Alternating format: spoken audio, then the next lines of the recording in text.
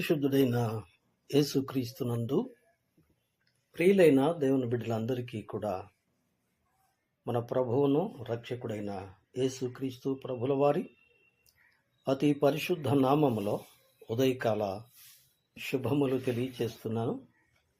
సర్వకృపానిధిగు దేవుడు మిమ్మలను మీ కుటుంబాలను సర్వ సమృద్ధిగా ఆశీర్వదించునుగాక. దేవుని యొక్క వాక్యంలో నుండి మనము ధ్యానం చేస్తున్న లేఖన భాగాన్ని మరొకసారి జ్ఞాపకం చేసుకుందాం. గడిచిన కాలంలో కొన్ని విషయాలు మనం ధ్యానం చేస్తూ వచ్చాం. మరొకసారి ఆ భాగాన్ని జ్ఞాపకం చేసుకుందాం. నెహెమ్యా గ్రంథం 11వ అధ్యాయము. నెహెమ్యా గ్రంథం 11వ అధ్యాయము. లోదులోను పనివారి లోయ అను ఓనోలోను నివసించిరి. వినరు కదూ? పనివారి లోయ అను మాటను మనం ఇక్కడ ధ్యానం చేస్తూ వస్తూ ఉన్నాం. పనివారి లోయ. మనము లోయలను గురించి ధ్యానం చేస్తూ వచ్చాం. ఈ పనివారి లోయలో మొదటి భాగాన్ని జ్ఞాపకం చేసుకున్నాం. ఈరోజు ధ్యానం కొరకై మరొక వచనాన్ని కూడా జ్ఞాపకం చేసుకుందాం. నెహెమ్యా గ్రంథం 2వ అధ్యాయము. నెహెమ్యా గ్రంథం 2వ అధ్యాయము 17వ వచనాన్ని చదువుకుందామా? అయితే వారితో నేనిట్లాంటిని, మనకు కలిగిన శ్రమ మీకు తెలిసియున్నది. యెరూషలేము ఎట్లు పాడైపోయెనో, దాని గుమ్మములు అగ్నిచేత ఎట్లు కాల్చబడినో మీరు చూచియున్నారు. మనకు ఇక మీదట నింద కలగకున్నట్లు యెరూషలేము యొక్క ప్రాకారములను మరలా కట్టుదము రండి. మంచిది ప్రియులారా, చదవబడిన ఈ లేఖన భాగములను ప్రభువు మన కొరకై ఆశీర్వదించునుగాక. ఈ చదవబడిన లేఖన భాగంలో పనివారి లోయ అనే మాటను మనము చదువుతూ వచ్చాం. పనివారు అంటే ప్రియులరా దేవుని పనివారు, ప్రియులరా మనుషుల పనివారు, రెండున్నాయి. లోకంలో పనివారు, దేవుని పనివారు కదండి. దేవుని పని చేసేవారు, లోకంలో పని చేసేవారు. లోకంలో పని చేసేవారిని మనం ధ్యానించాల్సిన అవసరం లేదు. అయితే దేవుని పని చేసేవారిని గురించి మనం ధ్యానం చేయాలి. దేవుని పని చేసేవారిని ఏమన్నారు చెప్పండి? దేవుని దాసులు అన్నారు. ఏమండి? దేవుని దాసులు అన్నారు. దేవుని దాసులు. రెండవది, ఈ దేవుని దాసులు దేవుని పని చేసేవారు. దేవుని పని చేసేవారు. అందుకనే పౌలు భక్తుడు కొరింథీయులకు రాసిన మొదటి పత్రిక 3వ అధ్యాయంలో, కొరింథీయులకు రాసిన మొదటి పత్రిక అండి 3వ అధ్యాయంలో 9వ వచనం, మేము దేవుని జత పనివారమై ఉన్నాము, మీరు దేవుని వ్యవసాయమును దేవుని గృహమునై ఉన్నారు అంటున్నాడు. గమనించారా? దేవుని జత పనివారు అంటే దేవునితో కలిసి పని చేసేవారు అని అర్థం. ఏమండి? దేవునితో కలిసి పని చేసేవారు. మరొక మాట కూడా మనం చదువుకుందాం. మరొక మాట కూడా ప్రియులరా, అదేమి అంటే చూడండి, దేవుని వాక్యంలో నుండి ఫిలిప్పీలకు రాసిన పత్రిక. ఫిలిప్పీ పత్రికలో ఒక వ్యక్తిని గురించి ఏమండి మనము చదువుతాం. ఒక వ్యక్తిని గురించి మనం చదువుతాం. ఎవరా వ్యక్తి అంటే అతడు నా జత పనివాడు అంటున్నాడు కదండి. సారీ, చదువుతున్నాను. ఎవరిని గురించి చెప్తున్నాడు అంటే దేవుని జత పనివాడు అని చెప్పబడుతున్న ఈ వ్యక్తిని గురించి మనం చదివితే ప్రియులరా, అతన్ని గురించి మనము ధ్యానం చేసినప్పుడు అతడు నా జత పనివాడు అని అంటున్నాడు పౌలు భక్తుడు. అతడు ఎవరంటే ప్రియులరా ఎపఫ్రోదితుని గురించి చెప్తూ ఏమంటున్నాడండి? అతడు నా జత పనివాడును అని చెప్పటాన్ని మనం దేవుని వాక్యంలో చదువుతాం. కాబట్టి దేవునితో జత పనివాడుగా పనిచేసేవారు పౌలుతో జత పనివారుగా పనిచేసేవారు దేవుని యొక్క దాసులు. అంటే దేవునితో కలిసి పని చేయాలి. తరువాత మనం కూడా ఒకరినొకరం కలిసి పని చేయాలి అనేది ఇక్కడ మనం గమనిస్తూ ఉన్నాం. కాబట్టి ప్రియులరా, జత పనివారు అనే మాట మనం ఇక్కడ చదువుతున్నాం కదండి. జత పనివారు కాబట్టి దేవుని జత పనివారు ఏమండి. అలాగే ప్రియులరా, దైవ సేవకులతో కలిసి పనిచేసే జత పనివారు. కాబట్టి దేవుని పిల్లలు, దేవుని సేవ చేసేవారు ప్రియులరా జత పనివారుగా కలిసి ఉండడాన్ని గురించి మనం ఇక్కడ చదువుతూ ఉన్నాం. అలాగైతే దేవుని యొక్క వాక్యంలో నుండి మనం చదువుతున్నటువంటి ఈ మాటలో దేవుని పని చేసేవారు అని చదువుతున్నాం కదూ. దేవుని పని చేసేవారు, దేవుని పని చేసేవారు, దేవుని జత పనివారు కదండి. దేవుని జత పనివారు. అలాగైతే దేవుని యొక్క వాక్యంలో దేవుని పనివారు ఎలా ఉన్నారు ఏమండి? ఎలా ఉన్నారు? దేవునితో కలిసి పని చేసేవారు ఎలా ఉన్నారు? ఇవి ఈ పూట మన ధ్యాన భాగం. ప్రియులరా, ఈ దేవుని పని చేసేవారిని ఏమన్నారండి? దేవుని దాసులు అన్నారు. ఏమండి? దేవుని దాసులు కదండి. దేవుని దాసులు. చూడండి, దేవుని యొక్క వాక్యంలో నుండి కొలసీలకు రాసిన పత్రిక 4వ అధ్యాయము. కొలసీకి రాసిన పత్రిక అండి 4వ అధ్యాయము. ప్రియులరా, మనం ఇక్కడ చదువుతాం. ఏం చదువుతాము అంటే ప్రియులరా 12వ వచనం, మీలో ఒకడును క్రీస్తు యేసు దాసుడైన ఎపఫ్రా మీకు వందనములు చెప్పుచున్నాడు. మీరు సంపూర్ణులను, ప్రతి విషయములో దేవుని చిత్తమును గూర్చి పరిశుద్ధాత్మ నిశ్చయిత గలవారై నిలకడగా ఉండవలనని ఇతడు ఎల్లప్పుడూ మీ కొరకు ప్రార్థనలో పోరాడుచున్నారు. ఇక్కడ ఏమంటున్నాడండి? ఏమండి? ఇతడు నా జత పనివాడు అంటున్నాడు కదండి. కాబట్టి ఎపఫ్రా దేవుని దాసుడు, దేవుని సేవకునితో కలిసి పనిచేయువాడు. కాబట్టి ప్రియులరా, దేవుని పిల్లలు, దేవుని దాసులు, దేవుని పరిచయ చేసేవారు దేవుని యొక్క పనిలో కలిసి ఉండేవారు. అలాగైతే ఈ యొక్క దేవుని పరిచారకులైనటువంటి దైవ దాసులను గురించి మనం ధ్యానం చేస్తూ ఉన్నప్పుడు నేను ఇదివరకే చెప్తూ వచ్చాను. ప్రియులరా, దేవుని దాసులు చేసే పని 3 విధాలు అని చెప్తూ వచ్చాను. చూడండి, లూకా రాసిన సువార్త 17వ అధ్యాయము 7వ వచనం నుండి చదువుతున్నాను. దున్నువాడు గాని మేపువాడు గాని మీలో ఎవనికైనాను ఒక దాసుడుండగా. గమనించారు కదా, ఇక్కడ దాసుడు అంటే ప్రియులరా, దీని మూల భాషలో మూలం ఎక్కడది అంటే ఐగుప్తులో నుండి ప్రారంభమైంది. ఐగుప్తులో దాసుడుగా కదండి. ఐగుప్తులో ఇశ్రాయేలు దాసులుగా ఉన్నారు. దాసుడు అనే మాటకు ఏమండి సర్వెంట్ అని కాదు అర్థం. సర్వెంట్ అంటే పనికి పెట్టుకోబడ్డవాడు, పని చేయువాడు. కానీ ఐగుప్తులో వారు బానిసలుగా ఉన్నారు. దాసుడు అనగా బానిస. కాబట్టి దేవుని దాసుడు అంటే దేవునికి బానిస అని అర్థం. మనం దేవుని దాసులము అంటే దేవునికి బానిసలము అనే సంగతి గుర్తుపెట్టుకోవాలి.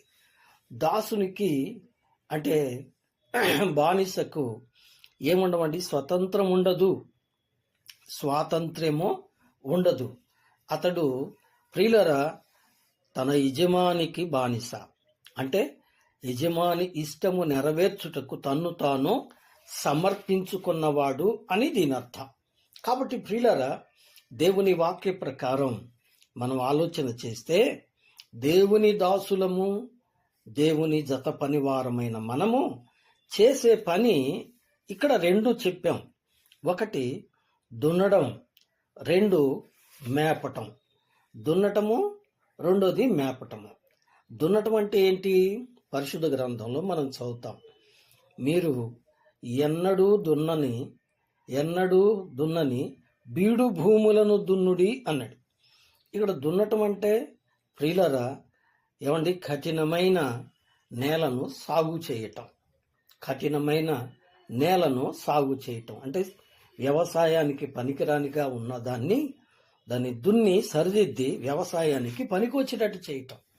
అందుకోసం ఏం కావాలండి? గట్టి నాగలి కావాలి. అలాగైతే లోకంలో ఉన్నవాళ్ళు పాపంలో ఉన్నవారు, కఠినాత్మలో ఉన్నవారు వారు దేవుని ఎరగని వారు, దేవునికి దూరస్తులు. అటువంటి వారి యొక్క హృదయాలను దున్నటానికి, వారిని క్రీస్తు వైపుకు మళ్లించడానికి ఉపయోగించే నాగలి ఏంటి? సువార్త, దేవుని సువార్త. అందుకే ప్రభువారు అన్నారు, మీరు సర్వలోకమునకు వెళ్ళి సర్వ సృష్టికి సువార్తను ప్రకటించుడి అన్నాడు. అవును, సువార్త ప్రకటించి ఏం చేస్తారండి? బీడు భూములను దున్ని విత్తనాలు వేస్తారు. విత్తనాలు వేసినప్పుడు అది పైరవుతుంది. కాబట్టి ఆ పైరును కొయ్యాలి. అందుకే యేసు ప్రభువారు అన్నారు మత్తయి సువార్తలో,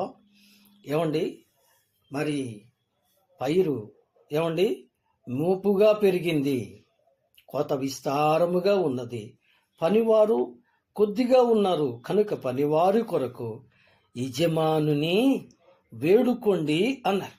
నిజమే ప్రియులారా. కాబట్టి దేవుని యొక్క పనిని మనము జరిగించటానికి పనివారు కావాలి. కాబట్టి పని చేసే వారి కొరకై ప్రార్థించండి అన్నారు. పని ఎలా చేస్తున్నారు?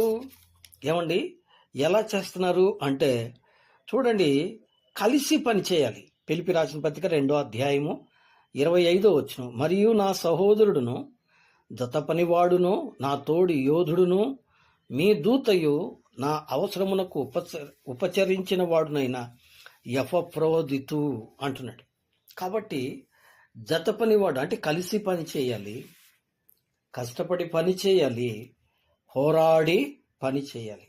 ఇక్కడ విత్తనాలు వేస్తున్నారు. విత్తనాలు వేసి పైరు ఎదిగిన తర్వాత దాన్ని కోసి గింజలను కూరుస్తున్నారు.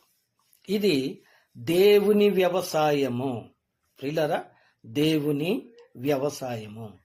రెండవది ఏంటట, మనం చదివాం కదూ, లూకాసు వార్త 17వ అధ్యాయము 7వ వచనంలో ఏం చదివామండి? దున్నువాడును మేపువాడును. మేపువాడు అంటే మేపువారు, గొర్రెలను కాయువాడు. మేపువాడు ఎవరండి? కాపరి.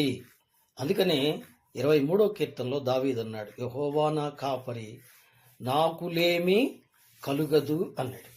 నిజమే, యేసు ప్రభువారు తాను చెప్పుకున్నారు, నేను గొర్రెలకు నిజమైన కాపరిని, మంచి కాపరిని అని చెప్పుకున్నారు. గొర్రెలకు మంచి కాపరి యేసుక్రీస్తు. మంచి కాపరి యొక్క లక్షణం ఏంటంటే గొర్రెల కొరకు తన ప్రాణము పెట్టును. గమనించారా? తన ప్రాణాన్ని పెడతాడు కాపరి. కాబట్టి ప్రాణం పెట్టేంతగా కాపు కాయాలి. నిజమే. ఇంకో మాట ఏంటంటే ఈ గొర్రెలను మేపాలి అంటే 3 రకాల మేతలున్నాయి. ఇవన్నీ గడిచిన ధ్యానంలో మనం చెప్పుకున్నాం. కొరింథీయులకు రాసిన మొదటి పత్రిక 3వ అధ్యాయంలో, నేను మిమ్మల్ని పాలతో పెంచి తిని అంటాడు. అంటే పాల మేత. మేత పెట్టడం, పాల మేత. రెండవది కీర్తనల గ్రంథం 23వ అధ్యాయంలో, అతడు నన్ను పచ్చికలో పరుండజేయి అంటాడు. అంటే పచ్చికల మేత, పాల మేత, పచ్చికల మేత. అవునండి, నిజమే. మూడోది ఏంటంటే పరమగీతములో ఉంది, పద్మములలో మేపుచున్న నా ప్రియుని దానను అంటుంది. కాబట్టి పద్మముల మేత, ఏమండి, పాల మేత. రెండవది పద్మముల మేత, మూడవది పచ్చికల మేత, మూడవది పద్మముల మేత. ఈ మూడిటిని వాటి వాటి స్థాయిని బట్టి మేపాలి. పసిబిడ్డలకు, క్రీస్తునందు పసిబిడ్డలకు పాలమేత, కొంచెం ఎదిగిన వారికి పచ్చికల మేత, క్రమము, వాక్యము. మూడోది ఏంటంటే ప్రియులారా, గొప్ప దైవ మర్మములను, ఏమండి, ఆధ్యాత్మికంగా ఎదిగిన వారికి తెలియజేసేది పద్మముల మేత కదండి. నిజమే. అలాగైతే ఇప్పుడు మనం చదువుకున్న వాక్య భాగంలో రెండింటిని మనం చూసాం. ఒకటి దున్నేవారు, అంటే దేవుని వ్యవసాయంలో పనిచేసేవారు. రెండవది మేపేవారు, దేవుని గొర్రెలను. ఇంతకీ గొర్రెలెవరు? దావీదు అన్నాడు, యెహోవా నా కాపరి అని. అంటే కాపరి అనేటప్పటికీ దావీదు తను తాను గొర్రెగా చెప్పుకుంటున్నాడు. అవును, యెషయా గ్రంథం 53వ అధ్యాయంలో కూడా చెప్తున్నాడు, మనమందరము గొర్రెల వలె త్రోవ తప్పిపోతిమి, యెహోవా మన అందరి దోషము అతని మీద మోపెను. విన్నరా? కాబట్టి ఆయన మనందరికీ కాపరిగా ఉన్నాడు. కాబట్టి ఇక్కడ గొర్రెలు దేవుని బిడ్డలు. నా గొర్రెలు నా స్వరం వినును, నేను వాటిని జీవజలముతో తృప్తిపరచెదను అన్నారు ప్రభువారు. కాబట్టి దేవుడు కాపరి. అలాగే దేవుని పని కొరకై దేవుడు ఏర్పరచబడిన కాపరులు, ఏమండి, గొర్రెలు సంఘము. ఈ పూట వాక్యం వింటున్న మనం ఈ విషయాన్ని గమనించాలి. ఇక మూడో పని ఏంటంటే, మూడో పని కొరింథీయులకు రాసిన మొదటి పత్రిక 3వ అధ్యాయము 10వ వచనం, దేవుడు నాకు అనుగ్రహించిన కృప చొప్పున నేను నేర్పరి అయిన శిల్పకారుని వలె పునాది వేసి తిని మరి ఒకడు దాని మీద కట్టుచున్నాడు, ప్రతివాడు దాని మీద ఎలాగూ కట్టుచున్నాడు జాగ్రత్తగా చూసుకునవలెను. విన్నరా? జాగ్రత్తగా చూసుకునవలెను. అలాగైతే దేవుని పని కట్టేవారు, గమనించారా? కట్టేవారు. ఒకటి దున్నేవారు. దున్నేవారు అంటే కఠినమైన పాపాత్ములకు సువార్త ప్రకటించి వారిని దేవుని వైపుకు మళ్లించేవారు. రెండు, దేవుని వైపుకు వచ్చిన వారికి వాక్యమును విత్తనాలు చల్లి వారిని పెంచి పోషించేవారు. ప్రియులారా, మూడవది, వారు గొర్రెల వలె ఉండగా వారిని పాల మేతతో, పచ్చికల మేతతో, పద్మముల మేతతో పెంచేవారు. అలా పెంచేవారు, ఏమండి, ఇక మూడో పని వాళ్ళు ఏం చేస్తున్నారంటే కడుతున్నారు. ఏం కడుతున్నారు? ఇక్కడ చూడండి, 9వ వచనం, మేము దేవుని జత పని వారమై ఉన్నాము, మీరు దేవుని వ్యవసాయమును దేవుని గృహమునై ఉన్నారు అంటాడు. కాబట్టి దేవుని గృహము, ఇక్కడ దేవుని గృహము అంటే దేవుని ఇల్లు, దేవుని ఇల్లు. ఇప్పుడు రండి, ఎఫెసీయులకు రాసిన పత్రిక 2వ అధ్యాయము 20వ వచనం, క్రీస్తు యేసే ముఖ్యమైన మూలరాయి అయి ఉండగా అపోస్తులను ప్రవక్తలను వేసిన పునాది మీద మీరు కట్టబడుచున్నాడు. ప్రతి కట్టడమును ఆయనలో చక్కగా అమర్చబడి ప్రభువునందు పరిశుద్ధమైన దేవాలయం అగుటకు వృద్ధి పొందుచున్నది. ఆయనలో మీరు కూడా ఆత్మ మూలముగా దేవునికి నివాస స్థలమై ఉండుటకు కట్టబడుతున్నారు. ఎవరు కట్టబడుతున్నారు? మీరు కట్టబడుతున్నారు అంటాడు. మీరంటే ఎవరు? దేవుని యొద్దకు వచ్చిన వారు. వినరా? దేవుని యొద్దకు వచ్చిన. ఈ భాగం మనకు అర్థం అవడానికి ఇంకో మాట కూడా మనం చదువుదాం. పేతురు రాసిన మొదటి పత్రిక 2వ అధ్యాయము 4-5 వచనాలు, మనుషుల చేత విసర్జింపబడినను దేవుని దృష్టికి ఏర్పరచబడినది అమూల్యమును సజీవమైన రాయియగు ప్రభువునొద్దకు వచ్చిన వారై యేసుక్రీస్తు ద్వారా దేవునికి అనుకూలములకు ఆత్మ సంబంధ బలులు అర్పించుటకు పరిశుద్ధ యాజకులుగా ఉన్నట్లు మీరు సజీవమైన రాళ్లవలే ఉండి ఆత్మ సంబంధమైన మందిరముగా కట్టబడుచున్నారు. వినరా? ఆత్మ సంబంధమైన మందిరముగా కట్టబడుతున్నారు. ఎవరు కట్టబడుతున్నారు? ప్రభువునందుకు నొద్దకు వచ్చిన వారు, అంటే ప్రభువును నమ్మిన వారు, ప్రభువునందు విశ్వాసముంచిన వారు. గమనించారా? అవును, వారెవరు? సజీవమైన రాళ్ళు. నిజమే ప్రియులరా. కాబట్టి దేవుని మందిరముగా కడుతున్నారు. ఏమండి? దేవుని మందిరంగా కడుతున్నారు. ఆ కట్టడాన్ని నిర్మిస్తున్నారు. ఎవరితో నిర్మిస్తున్నారు? ఆత్మ సంబంధమైన రాళ్లతో. ఏమండి? ఆత్మ సజీవమైన రాళ్లతో. ఇంతకీ కట్టేదెవరండి? హెబ్రీ పత్రికలో మనం ఒక మాట చదువుతాం. హెబ్రీలకు రాసిన పత్రిక 3వ అధ్యాయము. హెబ్రీ పత్రిక అండి 3వ అధ్యాయము. 3వ అధ్యాయంలో మనం ఏం చదువుతాము అండి? చూడండి 3వ వచనం. ప్రతి ఇల్లును ఎవడైనా ఒకని చేత కట్టబడును, సమస్తమును కట్టినవాడు దేవుడే. ఎవరట? దేవుడే కడుతున్నాడు. దేవుడు కడుతున్నాడు. కట్టేవాడు దేవుడు. ఆయన జత పనివారుగా దేవునితో కలిసి కడుతున్నారు. ఏం కడుతున్నారు? దేవుని మందిరమును కడుతున్నారు. ఇంతకీ దేవుని మందిరం అంటే ఎవరు? ఏమండి? దేవుని మందిరం అంటే ఎవరు? మనం కొరింథీ పత్రికలో మనం చదివాం కదూ ఇదివరకే. మొదటి పత్రిక 3వ అధ్యాయం 16వ వచనం. మీరు దేవుని ఆలయమై ఉన్నారనియు దేవుని ఆత్మ మీలో నివసించుతున్నాడనియు మీరు ఎరుగరా. ఎఫెసీ పత్రికలో కూడా మనం చదివాం 2వ అధ్యాయం 20-21 వచనాల్లో. మీరును దేవుని ఆలయముగా కట్టబడుతున్నారు. కాబట్టి ప్రియులరా, ఈ లోకంలో మనం కట్టే కట్టడాలు, ఆ దినాల్లో యెరూషలేములో ప్రియులరా ఆ యొక్క సొలొమోను మందిరాన్ని కట్టేటప్పుడు ప్రియదేవుని బిడ్డలారా, అతను ఎక్కడ కట్టాడు?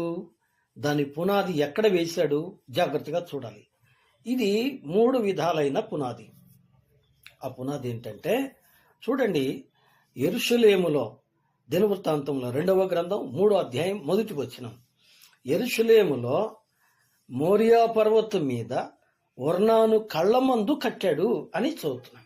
అలాగైతే ప్రియులారా, మనం వెనక నుంచి వెళ్దాం. వెనక నుంచి వెళితే ఒర్నాను కళ్ళంలో ఏమండి సంహారపు దూత ఖడ్గము చేత పట్టుకొని ఉన్నప్పుడు దావీదు తన తప్పులను ఒప్పుకొని పశ్చాత్తాపడినట్లు మనం అక్కడ చదువుతాం. వర్ణాను కళ్ళం మనకు నేర్పే పాఠం ఏంటంటే పాపములు ఒప్పుకొని విడిచిపెట్టి పశ్చాత్తాప జీవితము కలిగినది. నిజమే, దావీదు వలె తన తప్పు తాను ఒప్పుకొని విడిచిపెట్టి దేవుని ఎదుట పశ్చాత్తాపడి లోబడిన జీవితము. రెండవది మోరియా పర్వతము, మోరియా కొండ మీద ప్రభు అన్నారు ఆదికాండం 22వ అధ్యాయంలో కదండి. ఏమన్నారు? నేను చూపించు దేశమందు, అనగా మోరియా దేశమందు కొండ మీద, మోరియా కొండ మీద నేను చూపించు స్థలములో నీ ప్రియమైన నీ ఒక్కగానొక్క కుమారుణ్ణి నాకు బలిగా, దహన బలిగా అర్పించుము అని అడిగారు. నీ చిత్తమే ప్రభువా అని అబ్రహాము లోబడ్డాడు. లోబడి దేవునికి తన కుమారుణ్ణి బలి ఇవ్వడానికి ఇష్టపడ్డాడు. అనగా దేవునికి సంపూర్ణంగా సమర్పించుకున్న జీవితం. తనదంటూ కాదు, తనకిష్టమైన కుమారుడు, తనకు ఒక్కగానొక్క కుమారుడు, తన యొక్క వంశాంకురం, దేవుని వరంతో పుట్టిన బిడ్డ దేవునికి వెనుతీయలేదు. కాబట్టి ప్రియులారా, దేవుని పని కట్టడంలో వర్ణాను కళ్ళం ఉందా? రెండవది మోరియా కొండ ఉందా? మూడవది యెరూషలేము అనగా సమాధానపురము, శాంతి నిలయము, అంటే సమాధానం కలిగిన జీవితం. ఇప్పుడు ప్రియులారా, ఈ 3 లక్షణాలు కలిగిన రాళ్లతో దేవుని మందిరం కట్టాలి. అనగా పాపములు ఒప్పుకొని పశ్చాత్తాపడ్డ జీవితం కలిగిన వారు, అనగా 2 ప్రభువు కొరకు సమస్తమును సమర్పించుకోగలిగిన సమర్పణ కలిగిన వారు, తను తాను సమర్పించుకున్నవారు. మూడవది దేవునితో సమాధానం, సంఘంతో సమాధానం, సమాధాన జీవితం కలిగిన వారు, శాంతితో దేవునితో నడిచేవారు. ఈ 3 లక్షణాలు కలిగిన వారు. వీళ్ళనే ఏమన్నారండి? రాజుల మొదటి గ్రంథం 5వ అధ్యాయము 16-18 వచనాలు మనం చదివితే, ప్రియ దేవుని బిడ్డలారా, దేవుని వాక్యంలో గమనించండి. అక్కడ అంటారు, చెక్కిన రాళ్లతో మందిరమును కట్టవలెను అంటాడు. చెక్కిన రాళ్లతో మందిరమును కట్టవలెను అంటాడు. అలాగైతే చెక్కిన రాళ్ళు అంటే ప్రియులరా, ఇప్పుడు ఇంకో మాట కూడా నేను చదువుతాను. ఇంకో మాట కూడా రాజుల మొదటి గ్రంథం 6వ అధ్యాయము. రాజుల మొదటి గ్రంథం 6వ అధ్యాయము. 6వ అధ్యాయంలో ప్రియులరా 7వ వచనంలో ఏమంటున్నాడు చూడండి. అయితే మందిరము కట్టు సమయమున అది ముందుగా సిద్ధపరిచి తెచ్చిన రాళ్లతో కట్టబడిను. మందిరము కట్టు స్థలమున సుత్తె, గొడ్డలి మొదలైన ఇనుప పనిముట్ల ధ్వని ఎంతమాత్రమునూ వినబడలేదు. వినరా? ముందుగా సిద్ధపరిచిన రాళ్లతో ఆలయాన్ని కట్టాలి. ఇక్కడ ఆలయాన్ని కట్టడం అంటే, ఆలయంలో ఏమండి, దేవుని మందిరంలో క్రీస్తు అనే పునాది మీద అపోస్తలులు, ప్రవక్తలు, సువార్తికులు, కాపరులు ఇలాగా స్టెప్గా మందిరం కడుతూ వస్తున్నారు. అలాగైతే దేవుని మందిరంలో పనివారుగా పెట్టబడే వాళ్ళు ముందుగా సిద్ధపరచబడిన రాళ్ళై ఉండాలి. దేవుని సంఘంలో నాయకులుగా ఏర్పడేవారు ముందుగా సిద్ధపరచబడిన వారై ఉండాలి. ఈ సిద్ధపాటులో వర్ణానుకళ్ళం ఉండాలి. ఈ సిద్ధపాటులో ప్రియులారా మోరియా కొండ ఉండాలి. ఈ సిద్ధపాటులో యెరూషలేము ఉండాలి. అనగా పాపం ఒప్పుకుని విడిచిపెట్టిన పశ్చాత్తాప జీవితం. రెండవది ప్రియులారా దేవుని కొరకు సంపూర్ణంగా సమర్పణ కలిగిన జీవితం. మూడవది సమాధానంతో దేవుని పనిచేసే జీవితం. ఈనాడు చాలా మంది ప్రియులారా పెత్తనాల కోసం, గౌరవాల కోసం, నాయకత్వం కోసం, డబ్బు కోసం, అధికారం కోసం దేవుని యొక్క సంఘాలను పరిపాలిస్తున్నారు. ఇది చాలా ఘోరం. రెండవది, వారు ఏం చేస్తూ ఉన్నారు అంటే ప్రియులారా దేవుని పని చేస్తూ మరలా పాపం కూడా చేస్తున్నారు. కాబట్టి వారి వలన సంఘాలు విచ్ఛిన్నమవుతున్నాయి, సంఘాలు పతనమైపోతున్నాయి.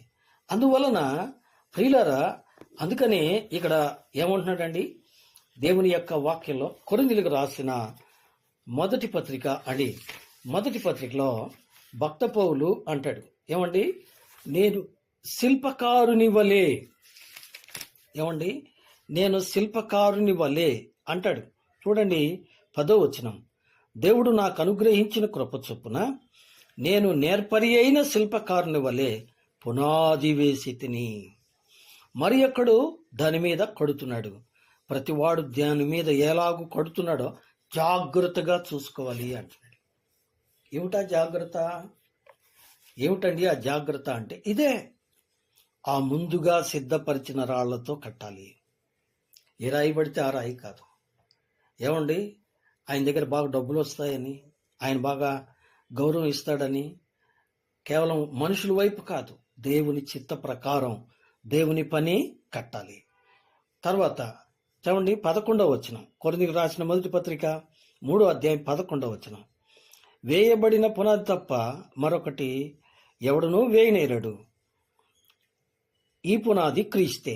ఎవడైనను ఈ పునాది మీద బంగారము, వెండి, వెలగల రాళ్ళు, కర్ర, గడ్డి, కొయ్యకాలు మొదలైన వాటితో కట్టిన ఎడల వాని పని కనబడునో, ఆ దినము దానిని తేటపరచును, అది అగ్ని చేత బయలుపరచబడును, మరియు వాని పని ఎట్టిదో దాన్ని అగ్నియే పరీక్షించును. వినరా? ఒకడు బంగారాన్ని కడుతున్నట్ట, ఒకడు వెండిని కడుతున్నట్ట, ఒకడు వెలగల రాళ్లను కడుతున్నట్ట, ఒకడు కర్రతో కడుతున్నట్ట, ఒకడు గడ్డితో కడుతున్నట్ట, ఒకడు కొయ్యకాలతో కడుతున్నట్ట. బంగారము దైవత్వానికి సూచన, వెండి విమోచనకు సూచన, వెలగల రాళ్ళు ఏమండి విలువను సూచన. ఏమండి కర్ర, గడ్డి, కొయ్యకాలు ఇవి కాలిపోయేవి. ఇంతకీ మనం దేంతో కడుతున్నాం? బంగారంతో కడుతున్నామా? వెండితో కడుతున్నామా? వెలగల రాళ్లతో కడుతున్నామా? బంగారము అంటే దైవత్వము కలిగిన వారు. ఏమండి? దైవత్వము కలిగిన వారు. 2 వెండి అంటే విమోచింపబడిన వారు. 3 వెలగల రాళ్ళు అంటే విలువైన పరిశుద్ధ జీవితమును కలిగిన వారు. అంతేకాని లోకంలో కర్ర గడ్డి, ఏమండి, కర్ర రంగేస్తే మరిచిపోతుంది, నిప్పు పెడితే తగలబడిపోతుంది. గడ్డి అంటే ఉదయాన్నే చిగురుస్తుంది, మధ్యాహ్నానికి ఎండిపోతుంది, రాత్రికి రాలిపోతుంది కదండి. నిజమే. ఈ లోకంలో ఉన్నదంతా శరీరాశ, నేత్రాశ, జీవపు డంబం. అనేకులు ఏంది ఈ ధనాన్ని అపేక్షించి కదా, పౌలు భక్తుడు అంటాడు తిమోతితో, ధనాపేక్ష సమస్తమైన కీడులకు మూలము. అనేకులు దీనిని ఆశ్రయించి తాము పూడ్చుకుంటున్నారు అంటాడు. దేని మీద కడుతున్నాం? దేని మీద కడుతున్నాం? అధికారాల మీద కడుతున్నామా? ధనం మీద కడుతున్నామా? పెత్తనాల మీద కడుతున్నామా? ఈనాడు చాలామంది డబ్బు కొరకే సేవ చేస్తున్నారు. ఈనాడు చాలామంది గొప్ప పేరు కొరకు సేవ చేస్తున్నారు. ఈనాడు చాలామంది ప్రియులారా మేము సేవకులమని ఘనత పొందేటందుకు సేవ చేస్తున్నారు. అలా కాదండి ప్రియులారా. దేవుని యొక్క పని దైవికంగా కట్టాలి, రక్షింపబడిన వారితో కట్టాలి, పరిశుద్ధ జీవితము కలిగిన వారితో, విలువైన సాక్ష్యము కలిగిన వారితో కట్టాలి. లేకపోతే అగ్ని పరీక్షిస్తుంది. ఎందుకంటే ప్రభు పరిశీలిస్తాడు. పరిశీలించినప్పుడు అది నిలువదు. ఈ సత్యాన్ని గమనించాలి. ఇంకా ముందుకు వెళదాం. ఇలాగ దేవుని పని కడుతూ ముందుకు వెళుతూ ఉండగా ప్రియులారా, ఈ పని కట్టుతూ ఉండగా ఏం జరుగుతుందండి? ఏం జరుగుతూ ఉండగా అనగా పనిని పాడు చేసేవారు తయారయ్యారు. చూడండి, దేవుని వాక్యంలో నుంచి నెహెమ్యా గ్రంథం 4వ అధ్యాయము. వాస్తవానికి ఏమండి, మొదటి నుంచి చదవాలి, కానీ 2వ వచనం చదువుతాను. షోమ్రోను దండువారి ఎదుటను తన స్నేహితుల ఎదుటను ఇట్లా నేను దుర్బలులైన ఈ యూదులు ఏమి చేయుదురు? తమంతట తామే ఈ పని ముగింతురా? బలులర్పించి బలపరుచుకుందురా? ఒక దినమందే ముగింతురా? కాల్చబడిన చెత్తను, కుప్పలుగా పడిన రాళ్లను మరలా బలమైనవిగా చేయుదురా? మరియు అమోనీయుడైన టోబియాయు అతని యొద్దకు ఉండి వారు కట్టిన దానిపై ఒక నక్క ఎగిరినట్టయినా వారి రాతి గోడ పడిపోవును అనెను. విన్నదా? గమనించండి. ఎగతాళి చేస్తున్నారు. ఎగతాళి చేస్తున్నారు. ఎవరు? సంబులట్టులు, టోబియాలు. దేవుని పనిని ఎగతాళి చేసేవాళ్ళు తయారయ్యారు. దేవుని పనిని విమర్శించే వాళ్ళు తయారయ్యారు. వీళ్ళు ఏం చేస్తున్నారండి? దేవుని పనిని ఏం చేస్తున్నారు? ఆటంకపరుస్తున్నారు. దేవుని పని చేసేవారిని అవమానపరిచి, ఏమండి, దేవుని పని చేసేవారిని ఆటంకపరిచి విమర్శించి పాడు చేస్తున్నారు. అలాగైతే వారితో ఏం చేయాలి? ఏం చేయాలండి? ఇంకా ముందుకు వెళదాం. నెహెమ్యా గ్రంథం 4వ అధ్యాయము 11వ వచనం. మా విరోధులను వారు తెలుసుకొనకుండాను చూడకుండాను మనము వారి మధ్యకు చొరబడి వారిని చంపి పని ఆటంకపరుచుదమనిది. ఏమనుకుంటున్నారట? విరోధులు ఏమండి వాళ్ళలో జొరబడి వాళ్లను చంపి పనిని ఆటంకపరుద్దామనుకుంటా. నిజమే, యెరూషలేము గోడలు పడిపోయినాయి. యెరూషలేము యొక్క ప్రాకారములు తగలబడిపోయినాయి. పడిపోయిన గోడలు కడతారా? పడిపోయినటువంటి మందిరాన్ని నిలబెడతారా? వీళ్ళు అల్లవుతుందా అని ఎగతాళి చేస్తున్నారు. ఎందుకు పడిపోయింది అని మనం ఆలోచన చేస్తే అది ఇశ్రాయేలీల తప్పే. వారు ఏం కోరుకున్నారంటే, ఏమండి, సూచక క్రియలు, అద్భుతాలు కోరుతున్నారు తప్ప ఏమండి జీవము గల దేవుని గౌరవించలేదు. అందుకనే వారు దేవునిని నిర్లక్ష్యము చేసినందున, దేవుని ఎడల తప్పిదములు కలిగినందున ఆ మందిరము కాల్చబడింది. ఈనాడు కూడా దేవుని యొక్క పని పాడవడానికి కారణం ఏంటంటే, దేవుని పని చేసేవారు ఏమండి డబ్బు వైపు, పేరు ప్రఖ్యాతుల వైపు, గొప్పతనాల వైపు, అద్భుతాలు చేసేవాళ్ళమని, ఏమండి, మేము గొప్పవారమని, ఏమండి, పద్ధతి లేని పనులు చేస్తూ దేవుని పనిని అగౌరవం పాలు చేస్తున్నారు. ప్రియ స్నేహితుడా, అద్భుతము చేయువాడు నీవా? పరిశుద్ధ గ్రంథంలో ఎక్కడా అలా లేదు కదా. అద్భుతము చేయువాడు దేవుడే. ఏమండి, అద్భుతము చేయువాడు దేవుడే, స్వస్థపరచువాడు దేవుడే. ఏమండి, ఫలాను దాసుడి దగ్గరికి వెళ్తే స్వస్థత కలుగుతుందని పేరు తెచ్చుకుంటున్నావా? ఫలాని దాసుడి దగ్గరికి వెళ్తే దయ్యాలు వెళ్ళిపోతున్నాయనని పేరు తెచ్చుకుంటున్నావా? నీవు కాదు సహోదరుడా, నీలో ఉన్న దేవుడు ఆ కార్యం చేస్తున్నాడని గ్రహించి దేవుని మహిమపరచు, దేవుని ఘనపరచు. వాక్యంలో ఉంది, నన్ను ఘనపరచు అని నేను ఘనపరచుదును అని 2 సమూయేలు గ్రంథం 1 సమూయేలు గ్రంథం 2వ అధ్యాయం 30వ వచనంలో దేవుడు అంటున్నాడు. అలాగైతే దేవుని పనిని పాడు అవడానికి కారకులు మనమే. మనం క్రమం లేకుండా, ఏమండి, వాక్యం మీద కాకుండా ఎక్కడ కట్టాలి? దేవుని వాక్యం మీద కట్టాలి. ముందుకు సాగిపోదాం. దేవుని యొక్క వాక్యంలో నుండి చూడండి, 4వ అధ్యాయము, నెహెమ్యా గ్రంథం 4వ అధ్యాయము 17వ వచనం. గోడ కట్టువారును, బరువులు మోయేవారును, బరువులు ఎత్తువారును ఒక్కొక్కడు ఒక చేతితో పని చేసి ఒక చేతిలో ఆయుధము పట్టుకొని ఉండిరి. ఏమిటా ఆయుధమట? ఏమండి, ఇక్కడ అంటున్నాడు, మరియు కట్టువారిలో ఒక్కొక్కడు తన కత్తిని నడుముకు కట్టుకొని. కత్తి అంటే ఏంటి? ఎఫెసీ పత్రిక 6వ అధ్యాయంలో మనం చదువుతున్నాం, దేవుని వాక్యమును ఆత్మ ఖడ్గము. ఏమండి, శత్రువుని ఎదుర్కోవడానికి యేసు ప్రభువారు కూడా వాక్యాన్నే వాడారు. అంతేకాని మన రాజకీయ బలం, మన తెలివితేటలు, మన యొక్క మాటలు, మన యొక్క స్వంత జ్ఞానము వాడకూడదు. దేవుని వాక్యాన్ని ఉపయోగించాలి. అందుకని దేవుని వాక్యాన్ని నడుము కట్టుకోవాలి. దేవుని వాక్యానుసారంగా పని కట్టాలి. 2వది, బాకా ఊదువాడు నా యొద్ద నిలువగా. 18వ వచనం. బాకా ఊదటం. బాకా అంటే హెచ్చరిక చేయాలి. ఏమండి, అందుకని హెబ్రీ పత్రిక 10వ అధ్యాయంలో మనం చదువుతాం 24-25 వచనాల్లో కదండి, కొందరు మానుకొనుచున్నట్లు సమాజముగా కూడుట మానక ఒకరినొకరు హెచ్చరించుచు ఒకరినొకరు రేపు కొనుచు అంటాడు కదా అక్కడ. కాబట్టి మనం ఒకరినొకరు హెచ్చరించుకోవాలి ఐకమత్యంతో. కానీ ఈనాడు ఐకమత్యం లేదు. ఎవరి గొప్పవాళ్ళదే. ఏమండి, మనమందరము క్రీస్తు బిడ్డలమనే సంగతి మర్చిపోతున్నారా? ఐకమత్యంతో ఉండి ఐకమత్యంతో ముందుకు సాగాలి. దేవుని బిడ్డలారా, ఐకమత్యంతో ముందుకు సాగడానికి ఏం చేయాలండి? మొట్టమొదట నెహెమ్యా గ్రంథం 4వ అధ్యాయము 4వ వచనంలో చూస్తే, మొట్టమొదటిగా నెహెమ్యా శత్రువులు ఇబ్బంది పెట్టినప్పుడు ప్రార్థన చేసిన వాడిగా ఉన్నాడు. ఏం చేయాలి?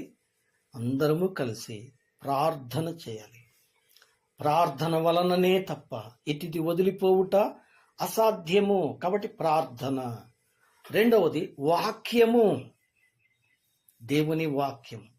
దేవుని వాక్యము ఉన్నది ఉన్నట్టుగా చెప్పు. ప్రజలను మోసగించవద్దు, లేనిపోనివి చెప్పొద్దు, క్రీస్తును వారికి చూపించు. 3వ విషయం ఏంటంటే, వారు బాకానాదం వినబడినప్పుడు ఏం చేశారండి? పగలంతయు కొంతమంది పనిచేశారట. ఏమండి, 21వ వచనం. ఆ ప్రకారము మేము పని యందు ప్రయాసపడితే సగం మంది ఉదయం మొదలుకొని నక్షత్రాల అగుపడు వరకు ఈటెలు పట్టుకొనిరి.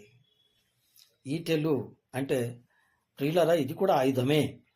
గమనించండి, వాక్యం పట్టుకొని, వాక్యం అనగా రాత్రిపూట ఏం పట్టుకుంటారు?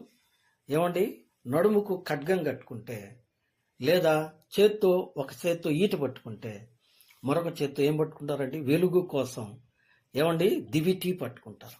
దివిటి అంటే ఏమండి, కీర్తనల గ్రంథం 119వ అధ్యాయంలో 105లో కదూ దావీదు అంటాడు, నీ వాక్యము నా పాదములకు దీపము, నా త్రోవకు వెలుగునై ఉన్నది. 2వది మనుషులు మీ సత్క్రియలను చూచి పరలోకమందున్న దేవుని మహిమపరచునట్లు వారి ఎదుట మీ క్రియలను ప్రకాశింపచేయుడి అంటాడు. మంచి సాక్ష్యం కలిగి ఉండాలి. ఆయన వాక్యం చెప్తాడు, ఆయన బోధ చేస్తాడు, ఆయన అద్భుతాలు చేస్తాడు, కానీ ఆయన చేసే పనులు బాలేవు. కాబట్టి మంచి సాక్ష్యం కలిగి ఉండాలి కదండి. మంచి సాక్ష్యం కలిగి ఉండాలి. నిజమే ప్రియులరా. ఒకటి ప్రియులరా వాక్యము, రెండవది సాక్ష్యము. ఏమండి, అందుకే పిలిపి రాసిన పత్రికలో జీవవాక్యము చేత పట్టుకుని లోకంలో మనం జ్యోతుల్లాగా వెలగాలి. లోకానికి మనం వెలుగై ఉన్నాము కాబట్టి ఆ వెలుగును లోకానికి చూపించాలి. ఈ సత్యాన్ని గుర్తుపెట్టుకోవాలి. ఇక ముందుకు వెళదాం. వీరు దివిటీని పట్టుకుని వెళితే ఇప్పుడు ఏం చేయాలి? ఈ కత్తి ఈ ఈటలు పట్టుకొని ఎదుటివారితో యుద్ధం చేయాలా? లేదు. మనము వాక్య ప్రకారం ప్రార్థనాపూర్వకంగా ఎప్పుడైతే పని జరిగిస్తూ ఉంటామో, ఏమండి, ఎప్పుడైతే పని జరిగిస్తూ ఉంటామో చూడండి 20వ వచనం, నెహెమ్యా గ్రంథం 4వ అధ్యాయం 20వ వచనం. గనుక ఏ స్థలములో మీకు బాకానాదము వినబడనో అక్కడికి మా దగ్గరకు రండి, మన దేవుడు మన పక్షముగా యుద్ధమో చేయ. బాకానాదం వినబడగానే, హెచ్చరిక వినబడగానే అందరూ కలిసి ప్రార్థన చేసి వాక్య ప్రకారం జీవిస్తే దేవుడు మన పక్షాన పోరాడతాడు. మన పక్షాన పోరాడి మన పని జరిగిస్తాడు. నిజమే ప్రియులరా. కాబట్టి మనం దేవుని పని ఎలా కడుతున్నాం? అందుకనే ప్రతివాడు తన పనిని ఏం చేయాలట? పరీక్షించుకోవాలి కదండి. పరీక్షించుకోవాలి. చివరిలో చూడండి, కొరింథీయులకు రాసిన మొదటి పత్రిక ఏమండి 3వ అధ్యాయం 14వ వచనం. పునాది మీద ఒకడు కట్టిన పని నిలిచిన ఎడన వాడు జీతము పుచ్చుకొనును. ఒకని పని కాల్చివేయబడిన ఎడల వానికి నష్టము కలుగును. అతడు తన మట్టుకు తాను రక్షింపబడును గాని అగ్నిలో నుండి తప్పించుకున్నట్టు రక్షింపబడును. వినరా? మన పని నిలిచేదా, కాలిపోయేదా? ఏమండి, పనివారి లోయలో పనివారమైన మనం, దేవుని జత పనివారమైన మనం దేవునితో కలిసి కడుతున్నామా? మన ఇష్టానుసారంగా కడుతున్నామా? ఏమండి, ఏ రాళ్లతో కడుతున్నాం? ముందుగా సిద్ధపరచబడిన దైవికమైన చెక్కబడిన దేవుని కొరకు సిద్ధపరచబడిన రాళ్లతో కడుతున్నామా? లేక ధనం కోసం, మెప్పు కోసం, గౌరవం కోసం, డబ్బు కోసం, ఏమండి పెత్తనం కోసం ఉండేవాళ్లతో కడుతున్నామా? అలా కట్టబట్టే సంఘాలు కూలిపోతున్నాయి. దేవుని పని పాడైపోతుంది. దేవుని పరిచర్య నష్టపడుతుంది.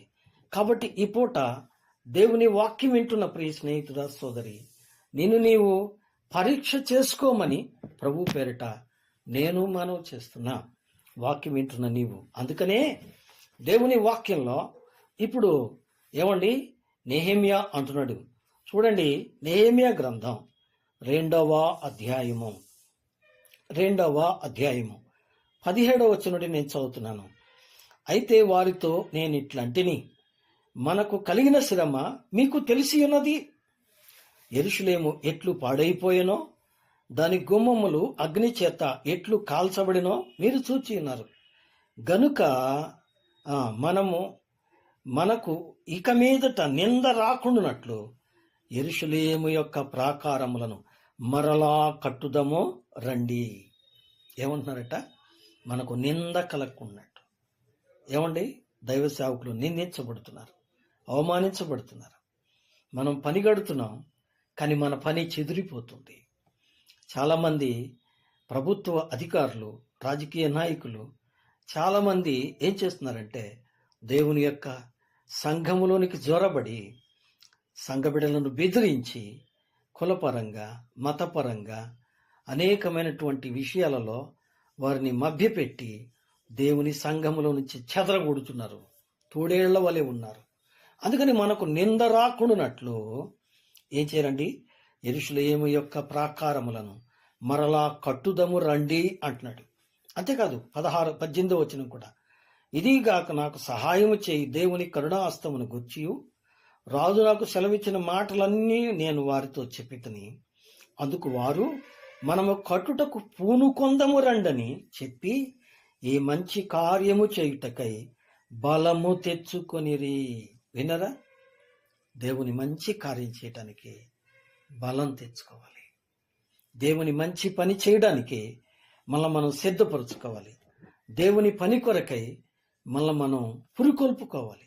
ఇప్పుడు వాక్యం వింటున్న ప్రియ స్నేహితుల సోదరి, దేవుని వాక్యాన్ని ఆలోచించాలని, గమనించాలని ప్రభు పేరిట మనం చేస్తున్నాం. ఏంటి మన వాక్యం చెప్పండి?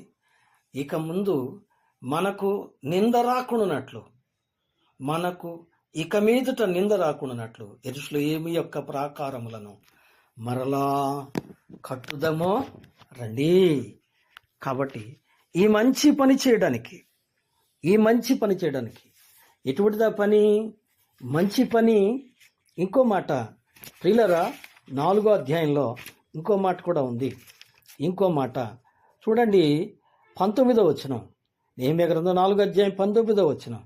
అప్పుడు నేను ప్రధానులతోనూ అధికారులతోనూ మిగిలిన వారితోనూ ఇట్లాంటిని, పని మిక్కిలి గొప్పది. It is a great work. ఏమండి?